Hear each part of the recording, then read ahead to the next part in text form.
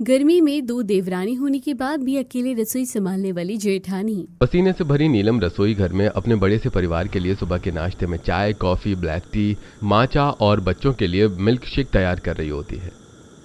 ओफो, इतने बड़े परिवार में अकेले रसोई संभालना कितना मुश्किल है। मम्मी जी पापा जी को चाय चाहिए तो मेरे दोनों देवरों को कॉफी और पति देव तो ब्लैक टी, वहीं बच्चों को मिल्क शेक और नन्ना जी को माचा। खैर, जब मेरी देवरानी आ जाएगी तब रसोई संभालने में मुश्किल नहीं होगी। घर के सभी सदस्य अपने अपने कमरों में नीलम को आवाज लगाने लगते हैं। भाभी, मेरी ड्रेस कहाँ है? नीलम, मेरी फाइल्स कहाँ हैं? नीलम बालकनी में आती है और प्रीति के कपड़े लेकर प्रीति के कमरे में आती है। नंजी, कल रात को आपने ही तो ये ड्रेस धुलवाई थी ना? सॉरी भाभी, कॉलेज का बहुत प्रेशर है ना, इसलिए भूल जाती हूँ। नीलम अरुण के कमरे में आती है और अरुण के तकिए के नीचे से फाइल निकालकर अरुण को देती है। अरे, ये मेरे तकिए के नीचे थी क्या? मुझे तो पता ही नहीं था। अच्छा ठीक है, मैं नाश्ता बनाने जा रही हूँ। अपने आंचल से पसीना पोंछते हुए नीलम रसोई में आती है और गैस चूल्हे पर एक तरफ हलवा दूसरी तरफ पोहे चढ़ाकर दोनों हाथों से नाश्ता तैयार करने लगती है। कभी कभी तो लगता है कि मैं 3 इडियट पिक्चर की वायरस हूँ। वो दोनों हाथों से एक साथ लिख सकता था और मैं दोनों हाथों से कुकिंग कर सकती हूँ। वाह, क्या टैलेंट दिया है भगवान ने। अरे बहू, जल्दी नाश्ता लाओ, बड़ी तेज भूख लगी है। मम्मी, मेरा मिल्कशेक दो। अरे भाभी, जल्दी खाना लाओ, इतनी देर करती हो, बहुत भूख लगी है। ओफो, 2 मिनट शांति नहीं है मेरे ससुराल वालों को। इतना बड़ा परिवार है, सबकी अलग अलग फरमाइशें होती हैं और इतनी गर्मी में इस भट्टी जैसे रसोई में मेरी मदद करने वाला कोई है भी नहीं। कैसे मैं इतना सब काम संभाल पाऊंगी? गर्मी में परेशान नीलम सभी के लिए नाश्ता बनाती है और फिर डाइनिंग टेबल पर सभी को नाश्ता, कॉफी, चाय और बच्चों को मिल्क शेक परोसती है। वाह बहू, तूने क्या पोहे बनाए हैं? बहू, आज का खाना तो बहुत अच्छा बना है। भाभी, अब जल्दी से हमारा लंच दे दीजिए, हमें ऑफिस निकलना है। हाँ मम्मा, हमारा भी लंच दे दो, हमारी स्कूल बस आने वाली है। हाँ, मैं अभी आप लोगों का लंच बॉक्स तैयार कर देती हूँ। नीलम दोबारा रसोई में आती है और सभी के लिए अलग अलग खाना पैक करने लगती है। ये बच्चों के सैंडविच, नन्ना जी के आलू के पराठे और तीनों भाइयों के लिए चावल, दाल और सब्जी। अपने आंचल से पसीना पोंछते हुए नीलम सारे टिफिन पैक करती है और रसोई के बाहर आकर सभी को उनका लंच दे देती है। भाभी, मैं सूरज और पिंकी को अपने साथ ले जा रही हूँ, इन्हें स्कूल बस पर चढ़ा दूंगी। सभी अपने अपने कामों पर निकल जाते हैं। मनीष अपने दोस्तों से मिलने निकल जाता है और गंगा देवी अपने कमरे में जाकर आराम करने लगती है। वहीं अश्विनी, बहू, आज दोपहर में मेरे लिए मशरूम की सब्जी बनाना, बाकी सबके लिए जो बनाना होगा बनाना। नीलम घर के सारे गंदे कपड़े इकट्ठा करती है और बाथरूम में कपड़े धोने बैठ जाती है। इतना बड़ा परिवार है कि सबके लिए एक जोड़ी कपड़े भी 2 बाल्टी हो जाते हैं, पर सभी की कमरों की चादर, पर्दे, तकियों के कवर भी तो धोने पड़ते हैं। नीलम सभी के कपड़े धोती है और छत पर आकर रस्सियों पर कपड़े फैलाने लगती है।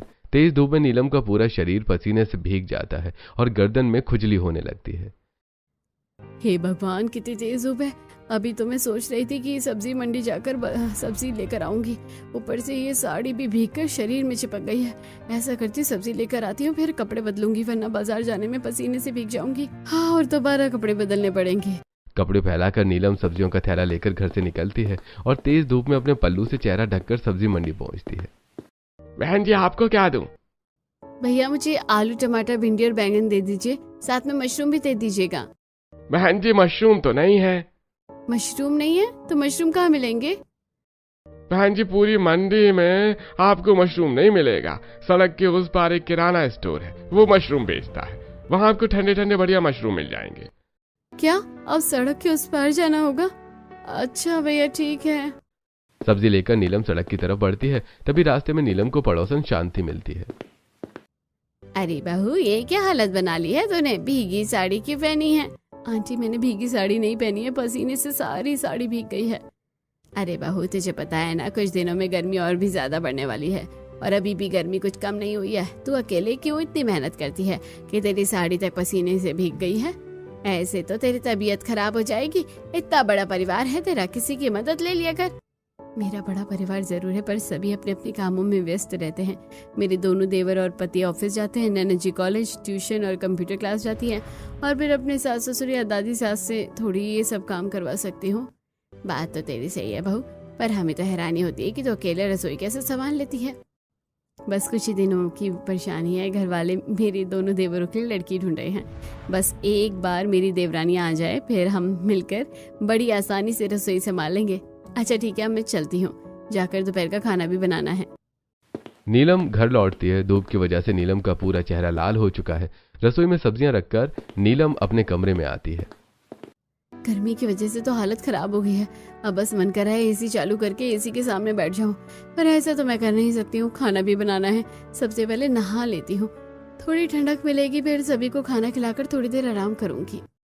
अरे बहू, खाना बना कि नहीं? बड़ी तेज भूख लग गई है।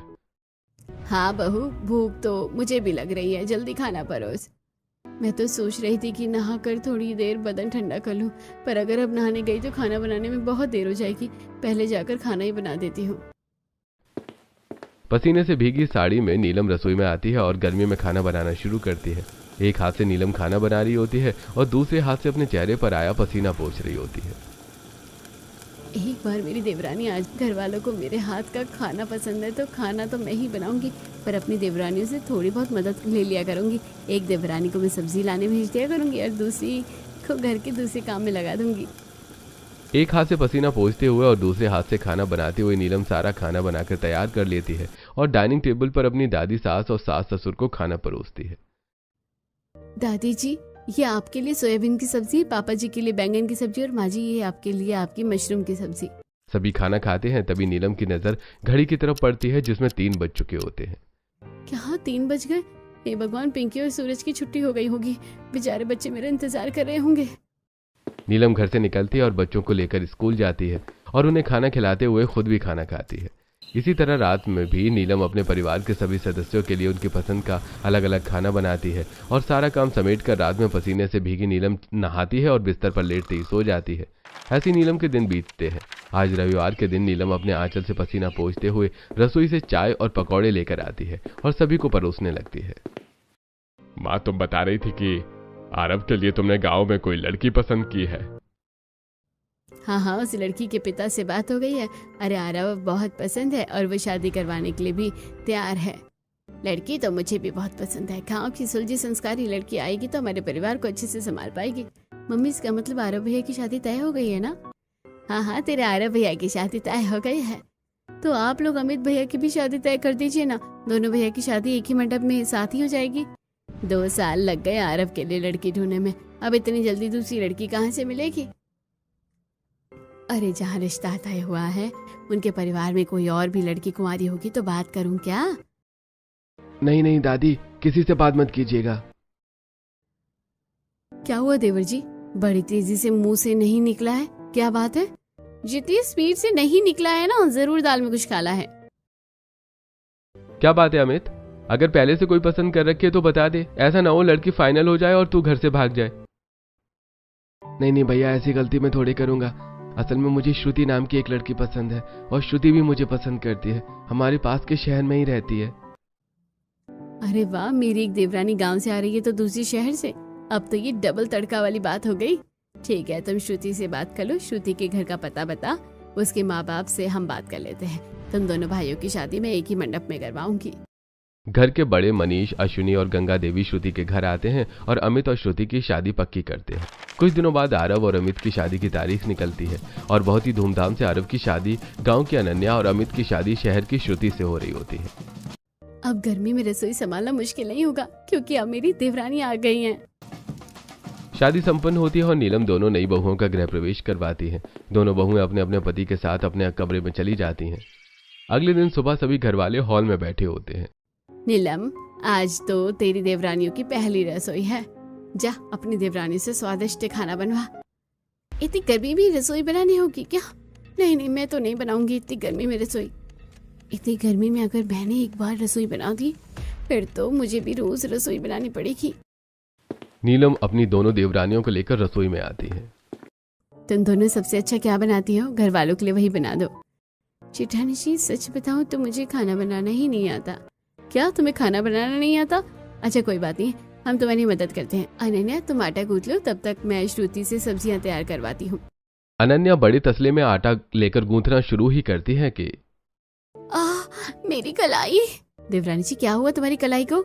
जेठानी जी, बचपन में मेरी कलाई में चोट लग गई थी, तब से मेरी कलाइयाँ बहुत कमजोर है, इसलिए मैं आटा नहीं गूंथ पाती हूँ। अरे तुम्हें मुझे पहले बताना चाहिए था ना। हटो, मैं आटा गूंथ देती हूँ। नीलम आटा गूंथती है। पसीना पोंछते हुए आटा नीलम के चेहरे पर लग जाता है। आटा गूंथने के बाद नीलम एक तरफ सब्जी चढ़ाती है तो दूसरी तरफ कढ़ाई चढ़ाकर पूड़ियां तलने लगती है। बस कढ़ाई में पूड़ी डालो और जब पूड़ी फूल जाए और इसे बाहर निकालो। अब तुम भी ट्राई करो श्रुति। नहीं नहीं जेठानी जी, मुझे बड़ा डर लग रहा है, कहीं मैं जल गई तो। अच्छा, पहली पूड़ी तो तल दो, बाकी की मैं पूड़ी तल देती हूँ। श्रुति सिर्फ एक पूड़ी तलती है और बाकी पूरा खाना नीलम तैयार करती है। ऐसी नीलम की दोनों देवरानियों की पहली रसोई पूरी होती है। फिर अगले दिन श्रुति, तुम सब्जी मंडी चली जाओ और सब्जियां लेकर आ जाओ, तब तक मैं अनन्या के साथ रसोई के दूसरे काम निपटा देती हूँ। आई एम सॉरी जेठानी जी, इतनी तेज धूप में बाहर मैं नहीं जा सकती, मुझे टैनिंग हो जाएगी। अच्छा तो अनन्या तुम चली जाओ, तुम तो गाँव की ही हो और तुम्हें सब्जियां तो लेना भी आता होगा। जेठानी जी, मैं गाँव से आई हूँ, मुझे तो शहर के बारे में कुछ पता ही नहीं है, मैं कैसे जाऊंगी। अच्छा ठीक है, तो मैं ही सब्जियां लेकर आती हूँ। नीलम तेज धूप में सब्जियां लेने निकल जाती है। छोटी जेठानी जी, आप तो गांव की है, आपको तो बहुत अच्छा खाना बनाना आता होगा, फिर आपने पहली रसोई में खाना क्यों नहीं बनाया था? खाना तो मैं बना सकती हूँ, पर मैंने पहले ही आरव को कह दिया है कि मैं इस घर के काम नहीं करूंगी। फिर मैं क्यों करूँ घर के काम? मुझे भी घर के काम करना पसंद नहीं है। मेरे मायके में घर के सारे काम मेरी माँ ही किया करती थी। अच्छा ऐसी बात है, तब तो हम दोनों मिलकर इस गर्मी में अपनी जेठानी से ही रसोई संभलवाएंगे और घर के काम करवाएंगे। बिल्कुल सही, जेठानी जी काम करेगी और हम आराम करेंगे। थोड़ी देर में पसीने से तरबतर नीलम सब्जी लेकर रसोई में आती है। सब्जियां तो मैं ले आई हूँ। श्रुति तुम फटाफट सब्जियां काटो और अनन्या तुम जरा मुझे मसाले के डिब्बे देना। श्रुति प्याज काटना शुरू करती है और उसकी आंखों से आंसू निकलने लगते हैं। जेठानी जी, मैं सब्जियां नहीं काटूंगी, इस प्याज से मेरी आंखें चलने लगी हैं, मैं बाहर जा रही हूँ। और जेठानी जी, मेरी माँ का फोन आ रहा है, मैं उनसे बात करके आती हूँ। बहाने बनाकर दोनों देवरानियां रसोई से निकल जाती हैं और गर्मी से परेशान नीलम अकेले रसोई संभालती है। ऐसे ही एक दिन, बहू, मैंने अभी बाथरूम में देखा इतने सारे कपड़े इकट्ठा करके रखे हुए हैं, जल्दी उन्हें धोकर हटा, घर में गंदे कपड़े नहीं रखे जाते।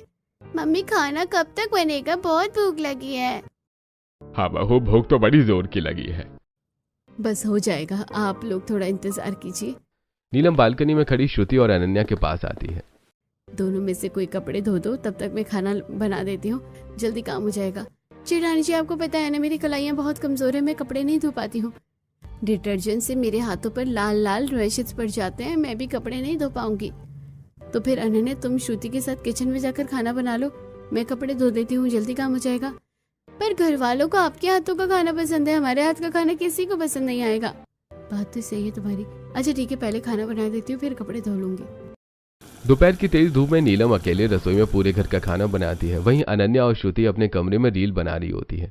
ऐसे कुछ दिन बीतते हैं और फिर एक दिन नीलम को लंच बनाने में देर हो जाती है, तो तीनों भाई बिना लंच लिए ही ऑफिस चले जाते हैं। उसी दिन दोपहर में नीलम 3 लंच बॉक्स लेकर श्रुति के पास आती है। श्रुति, जरा ये टिफिन तीनों भाइयों को ऑफिस में दे आओ। पर जेठानी जी, बाहर तो बहुत तेज धूप है।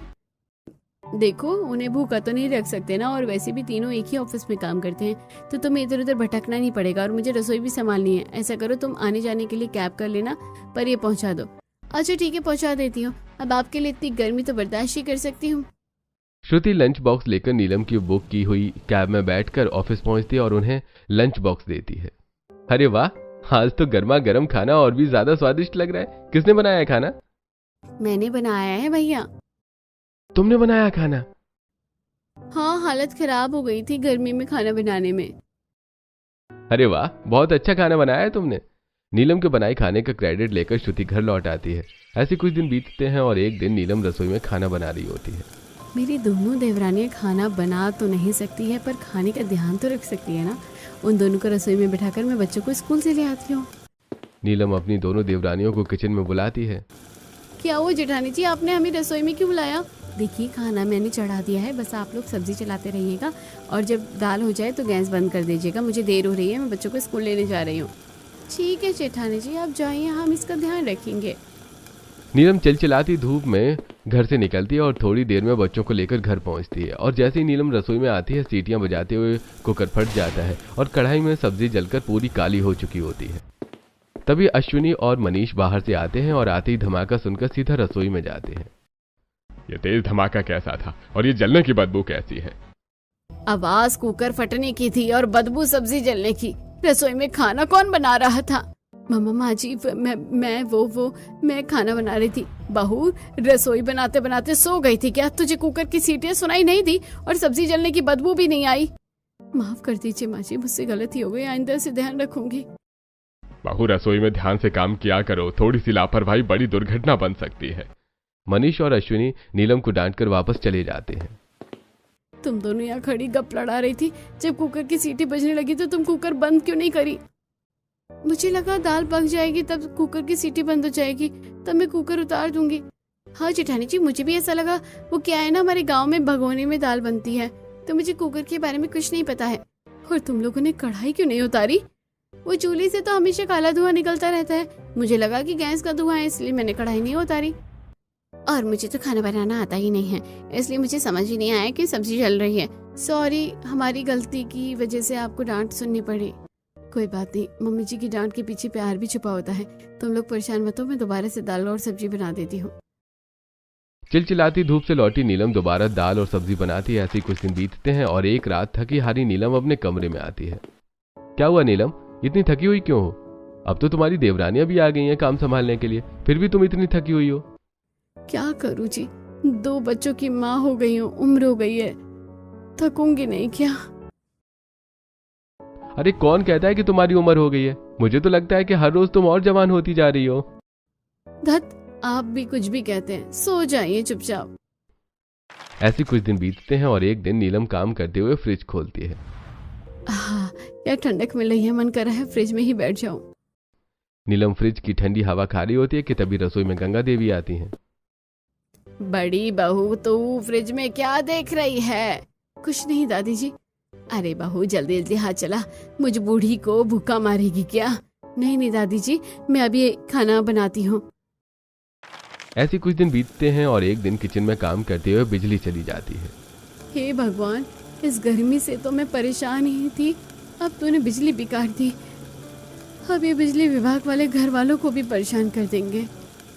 अंधेरे में नीलम सब्जी में नमक की जगह चीनी डाल देती है। वहीं दूसरी तरफ अनन्या अमित के कमरे में चली जाती है और श्रुति के कमरे में आने के बाद आरव, बिजली तो चली गई पर अंधेरे का काफी फायदा होता है।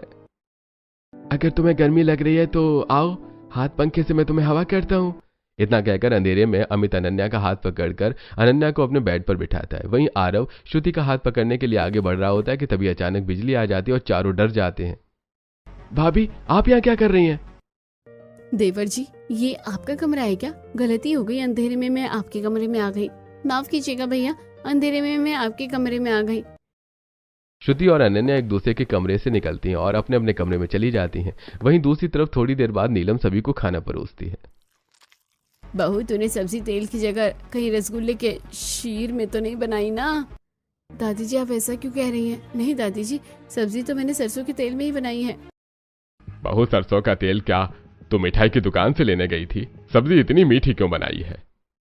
अरे बहू, पूरा मुंह का स्वाद खराब कर दिया। अगर तुझे मीठा खाने का मन था तो कुछ मीठा बनाती, सब्जी को मीठा करने की क्या जरूरत थी? माफ कीजिएगा, मैं अंधेरे में खाना बना रही थी ना, इसलिए गड़बड़ हो गई। मैं अभी दूसरी सब्जी बना कर लाती हूँ। ये एक बिजली क्या चली गई? कितनी गड़बड़ हो गई है, लगता है घर में जनरेटर लगवाना पड़ेगा। ऐसे कुछ दिन बीतते हैं और एक दिन अनन्या और श्रुति बहू, आज आलू दम और बेसन की सब्जी बनाना, तुम्हारे पिताजी और मुझे बड़ा मन है। ठीक है मम्मी जी। अनन्या और श्रुति बालकनी में पापड़ सुखा रही नीलम के पास आती है। जेठानी जी, मम्मी जी ने कहा है कि उन्हें आपके हाथों का दम आलू और बेसन की सब्जी खानी है। अच्छा ठीक है, आज मैं उनके लिए दम आलू और बेसन की सब्जी बनाऊंगी। तब तक आप आलू छील लीजिए और बेसन घोल दीजिए। जेठानी जी, मैंने कल ही नेल एक्सटेंशन करवाया और नेल पेंट लगाया है। अगर मैं बेसन खोलूंगी तो बेसन में नेल पेंट लग जाएगा। और जेठानी जी, आपको तो बताइए मेरी कलाई कितनी कमजोर है, मैं बेसन को घोल नहीं सकती। मेरी कलाई में दर्द होने लगता है। अरे मैं बार बार भूल जाती हूँ। कोई नहीं, मैं खुद कर लूंगी। नीलम बालकनी से निकलती है और कूलर में पानी भरने लगती है। रसोई में काम करने के बाद बहुत गर्मी लगती है, कूलर में ठंडा पानी भर देती हूँ। खाना बनाने के बाद कूलर के सामने आराम करूंगी। इतना कहकर नीलम कूलर में पानी भरकर रसोई में आकर खाना बनाने लगती है। वहीं श्रुति और अनन्या कूलर अपने कमरे में लेकर चली जाती हैं। खाना तो मैं बना रही हूँ, पर श्रुति और अनन्या को भी तो रसोई में बुला लेती हूँ। उनसे बातें करते करते काम करूंगी तो गर्मी का पता ही नहीं चलेगा। इतना कहकर नीलम श्रुति के कमरे के बाहर पहुंचती है और देखती है कि दोनों कूलर की हवा में चिप्स खाते हुए वेब सीरीज देख रही होती हैं। हम दोनों देवरानियों ने अपनी जेठानी को क्या पागल बनाया है।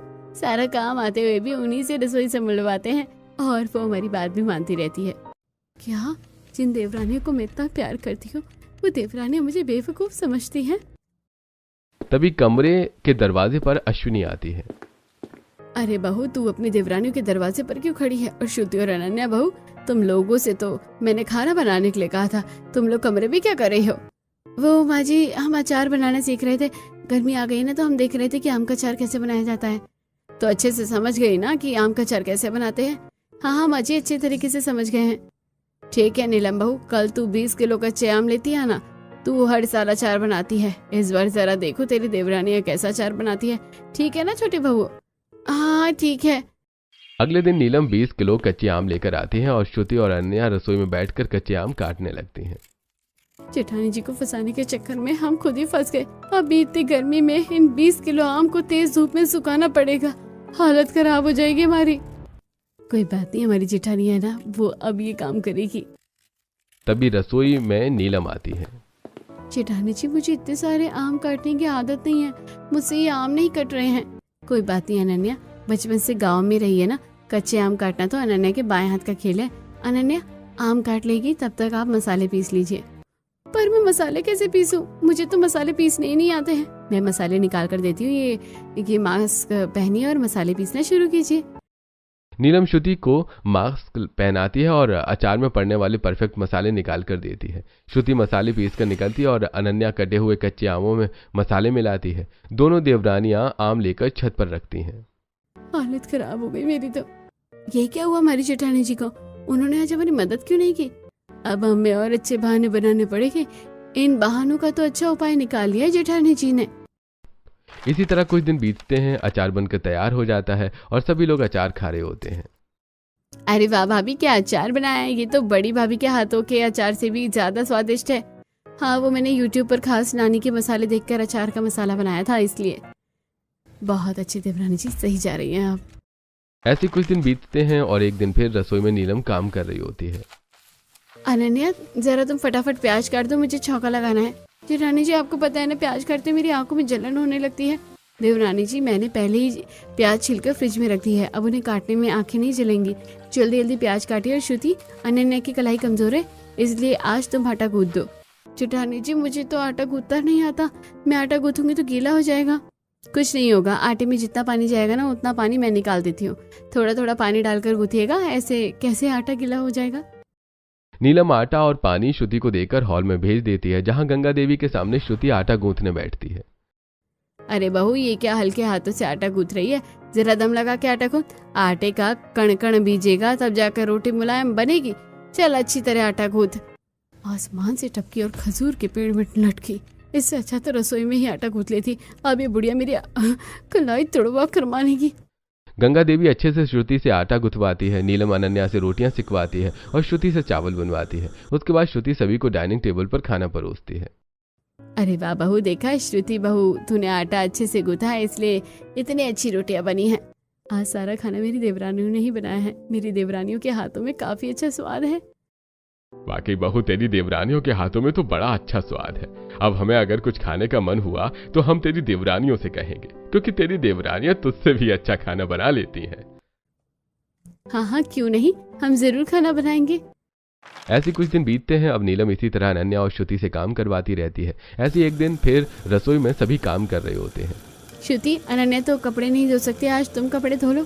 भाभी, मैं कपड़े कैसे धोऊं? आपको तो पता है डिटर्जेंट से मेरे हाथ खराब हो जाते हैं। नीलम श्रुति को रबर के हैंड ग्लव्स देती है। देवरानी जी, ये हैंड ग्लव्स पहन लीजिए, इससे आपको कुछ नहीं होगा। श्रुति हैंड ग्लव्स पहनकर कपड़े धोती है। वहीं दूसरी तरफ ऐसे ही रात होती है और घर भर के झूठे बर्तन इकट्ठा करके नीलम अनन्या को रसोई में बुलाती है। देवरानी जी, जरा आप ये सारे बर्तन धो दीजिए, तब तक मैं किचन की साफ सफाई कर लेती हूँ। बर्तन धोने में तो आपकी कलाइयों में दर्द नहीं होगा ना? नहीं नहीं जेठानी जी, बर्तन धोने में तो मेरी कलाइयों में दर्द नहीं होगा। ठीक है, मैं बर्तन धो देती हूँ। बर्तन धोना कौन सी बड़ी बात है, ठंडे पानी में ही तो बर्तन धोना है, धो देती हूँ। इतना कहकर अनन्या बर्तन धोने लगती है। वहीं नीलम किचन की साफ सफाई कर लेती है। जल्दी काम खत्म करके नीलम अपने कमरे में आती है और अरुण और बच्चों के साथ बैठती है। अरे वाह नीलम, आज तो तुम जल्दी कमरे में आ गई। चलो हम सभी मिलकर लूडो खेलते हैं। हाँ हाँ, मजा आएगा, लूडो खेलेंगे। मैं आज पापा को हराऊंगी। नीलम अपने पति और बच्चों के साथ लूडो खेलती है। इसी तरह दिन बीतते हैं। अब नीलम अपनी देवरानियों की चालाकियों का जवाब अपनी चालाकी से देती है। ऐसी प्रीति का जन्मदिन आता है। हैप्पी बर्थडे मेरी कामचोर पोती। थैंक यू मेरी चालाक दादी। और सिर्फ हैप्पी बर्थडे से काम नहीं चलेगा। मेरा 21st बर्थडे है, आप लोगों को मेरे लिए पार्टी रखवानी पड़ेगी। पार्टी तो नहीं, पर हम पूजा जरूर करवाएंगे। अच्छा, तो फिर मेरे जन्मदिन की पूजा की तैयारी कौन करेगा? अरे तेरी 3 भाभियां हैं, वो करेंगी और कौन करेगा? मेहमानों को बुलाने, पंडाल सजाने का काम मैं देख लूंगी। और खाना बनाने की जिम्मेदारी अनन्या और श्रुति संभाल लेंगी, क्योंकि वो बहुत अच्छा खाना बनाती हैं। हाँ, सही कह रहे हो तुम लोग। इसी बहाने हमारे सभी रिश्तेदार हमारी छोटी बहुओं के हाथ का स्वाद भी चख लेंगे। क्यों छोटी बहुओं? हाँ, क्यों नहीं। हम अपना स्वादिष्ट खाना सभी को चखाएंगे। तो मैं और छोटे भैया जाकर राशन लाते हैं। और नीलम, चलो हम पंडित जी और पंडाल की व्यवस्था करते हैं। नीलम और अरुण मजदूरों से घर के पीछे पंडाल बनवाते हैं और पंडित जी को बुलाकर शाम के 4 बजे से ही पूजन शुरू करवा देते हैं। वहीं दूसरी तरफ अमित और आरव राशन लाकर रसोई में अनन्या और श्रुति को दे देते हैं।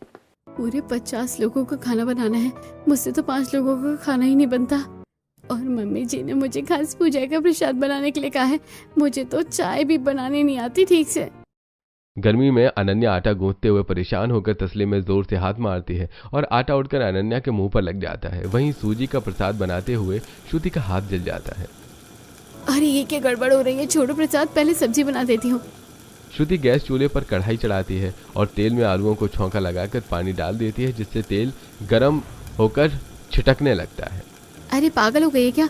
जलवाओगी क्या मुझे? एक तो आटा नहीं गूंथा जा रहा मुझसे और गर्म तेल में होली खेल रही हो। न जाने जेठानी जी इतनी गर्मी में कैसे रसोई संभालती थी। हमसे तो एक चीज भी नहीं बन रही है। तभी किचन में अश्विनी आती है। बहू, ये क्या हालत बना रखी है रसोई की? और प्रसाद कहाँ है? मम्मी जी, हमसे रसोई नहीं संभलेगी। ये सब हमारे बस की बात नहीं है। बहू, तुम लोग तो रोज खाना बनाने वाली हो। तुमसे 50 लोगों का खाना नहीं बन रहा। मम्मी जी, असल में हम कभी खाना नहीं बनाते हैं। ये क्या बकवास कर रही हो बहू? सोयाबीन, आलू, बेसन की सब्जी, वो सब क्या था? वो सब किसने बनाया था? मम्मी जी, हमसे बहुत बड़ी गलती हो गई है।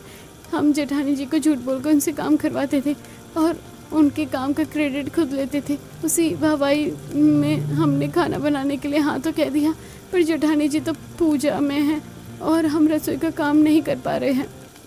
बहू, ये तुमने गलत किया है। तुम्हें ऐसा नहीं करना चाहिए था। तभी किचन में नीलम आती है। देख रही हो बहू, तेरे भोलेपन का फायदा उठाकर तेरी देवरानी तुझसे काम करवाकर खुद क्रेडिट खाती थी और अब इनसे प्रसाद और 50 लोगों का खाना नहीं बन रहा। माँ जी, किसी के लिए भी अकेले इतनी गर्मी में रसोई संभालना बहुत मुश्किल है, इसलिए ये लोग खाना नहीं बना पा रही हैं। वरना आम के अचार बनाने वाले दिन से घर का काम तो ये लोग भी कर रही थी, बस इन्हें पता नहीं। खैर, आप लोग बाहर जाइए, थोड़ी देर में प्रसाद और खाना दोनों बन जाएगा। अश्विनी किचन से बाहर चली जाती है। आप दोनों 2 जगह आटा गूंथिए, तब तक मैं प्रसाद तैयार कर लेती हूँ। फिर अनन्या, तुम पूरी तलना, श्रुति तुम सब्जियाँ काटना और सब्जियाँ मैं बनाऊंगी। नीलम अपनी देवरानियों के साथ मिलकर प्रसाद बनाती है और सभी मेहमानों के लिए खाना बनाती है। इसी तरह प्रीति का जन्मदिन पूरा होता है। कुछ दिन बीतते हैं और आज रसोई में श्रुति, तुम बच्चों के लिए मिल्कशेक बनाओ और अनन्या तुम पोहे बनाओ। तब तक मैं टिफिन बॉक्स पैक कर लेती हूँ। 1 मिनट जेठानी जी, मेरा फोन कॉल आ रहा है। श्रुति कान में उल्टा फोन लगाकर रसोई से बाहर निकलने लगती है। श्रुति, चुपचाप अपना काम करो, तुम्हारा बहाना फेल हो गया है। तुम्हारे फोन की होम स्क्रीन दिख रही है। ऐसे ही नीलम की देवरानियां रसोई में बहाने करती रहती हैं और नीलम अपनी देवरानियों के बहानों का जवाब देती रहती है।